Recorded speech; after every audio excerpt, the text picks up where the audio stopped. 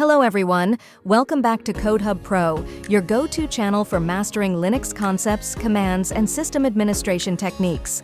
Today we will explore one of the foundational topics in Linux, user and group management.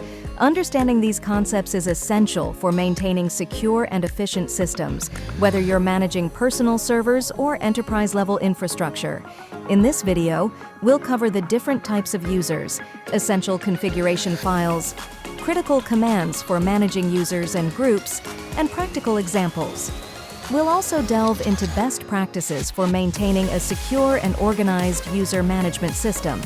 By the end of this video, you'll have a strong grasp of Linux user and group management. Linux systems categorize users into three main types, each with distinct roles and permissions: superuser, root. The superuser, also known as the root user, holds complete control over the system. This user has unrestricted access to all commands, files, and system configurations. Superuser privileges are essential for administrative tasks such as installing software, managing services, and modifying system files. However, due to the power of this account, it is recommended to use it sparingly to prevent accidental misconfigurations or security breaches. Regular user A regular user is created for day-to-day tasks. These accounts have full control over their own files and resources, but limited access to system files and directories. This ensures a secure environment where accidental changes to critical system settings are avoided. System users are non-interactive accounts created for background processes, services, and utilities.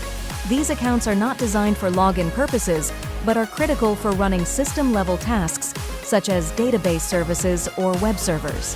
Examples include accounts for Nginx, MySQL, or Postfix. Understanding these user types is the first step in mastering Linux system security and management. Exploring user configuration files. Linux systems store user account details in configuration files located in the /etc directory.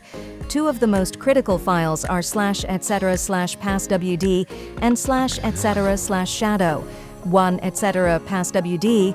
The /etc/passwd file contains basic information about user accounts. Each user has a single entry formatted as follows: username, the account name used for login. X indicates that the password is stored securely in /etc/shadow. UID, user ID, a unique numeric identifier for the user. GID, group ID, links the user to their primary group. Comment, a field often used to describe the user, e.g., their full name. Home directory, the path to the user's home directory. Shell, the default command shell for the user, such as bash or zsh. Etc. shadow. The etc/shadow file is used to store encrypted passwords and additional password policy information.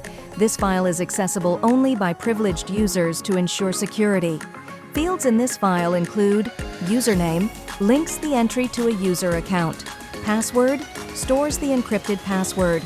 Last password, change, records the number of days since January 1st, 1970, when the password was last changed.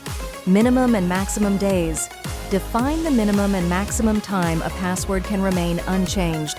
Warning and expiry, indicate when users are notified about impending password expiration and account validity. These files are fundamental to the Linux authentication and user management process. Essential user management commands. Managing user accounts involves creating, modifying, and deleting accounts as needed. Let's explore the most commonly used commands. Creating users. Use the useradd command to create a new user.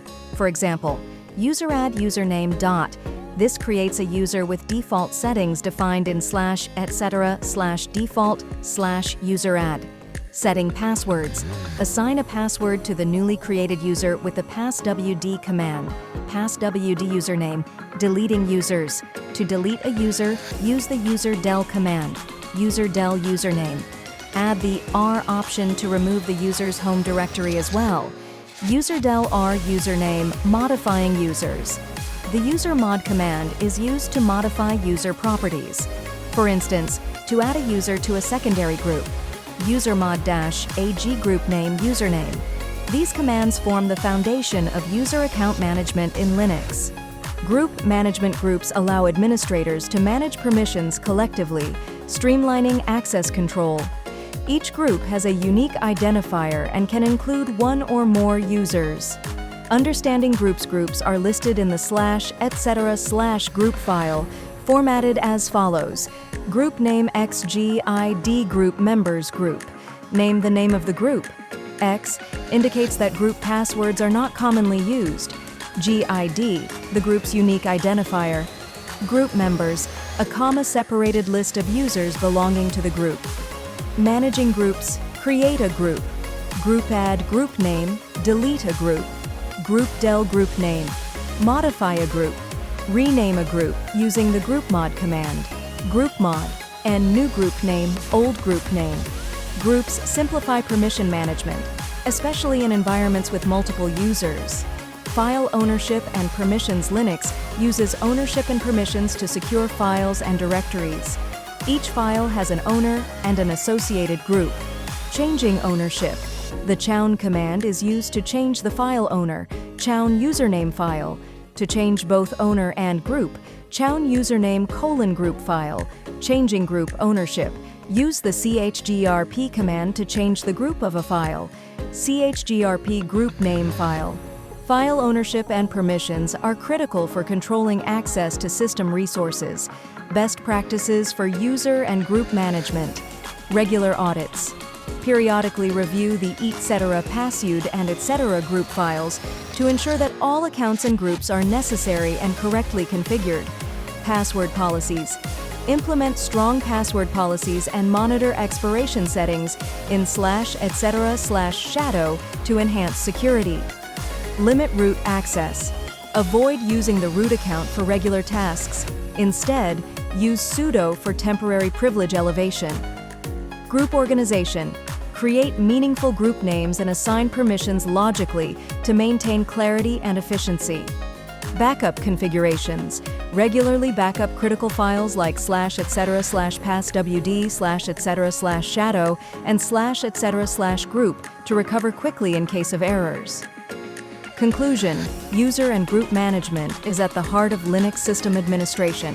By understanding user types, configuration files, essential commands, and best practices, you can maintain a secure and efficient system.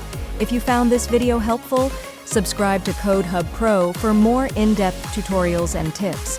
Let us know in the comments if there's a specific Linux topic you'd like us to cover next. Thank you for watching, and see you in the next video.